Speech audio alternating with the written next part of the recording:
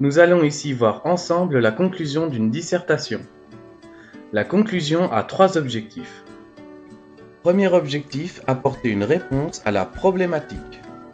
Ensuite, la réponse à la problématique peut au besoin s'appuyer sur une synthèse des principales idées du sujet. Enfin, on verra comment élargir le sujet avec une ouverture.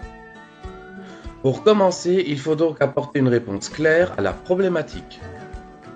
Prenons un exemple. Les facteurs travail et capital sont-ils les seules sources de la croissance économique? On peut affirmer ici que les facteurs capital et travail ne sont pas les seules sources de la croissance économique. On aura aussi analysé l'importance de la productivité globale des facteurs ainsi que le rôle des institutions publiques.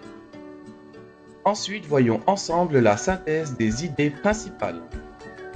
Il ne faut pas ici reprendre en détail l'intégralité des arguments, mais seulement les plus importants afin de mettre en évidence les grandes étapes du raisonnement.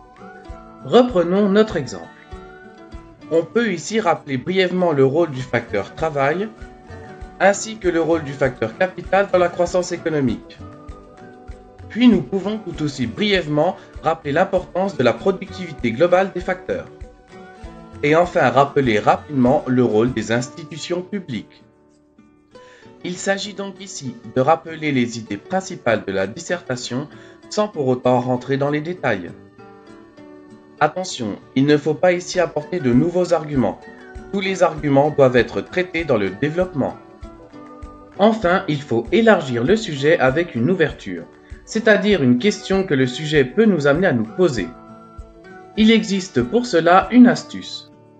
Il s'agit de se servir du programme afin d'amener à la question suivante du thème.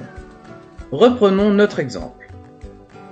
Le sujet ici traité est issu du thème croissance, fluctuation et crise. Et nous pouvons donc ici nous demander en quoi ces différentes sources de la croissance peuvent être facteurs d'instabilité, qui est la deuxième question à traiter de ce thème.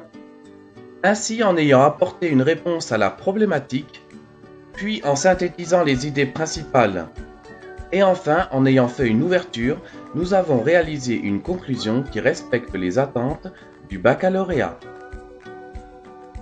Désormais, c'est à vous de jouer.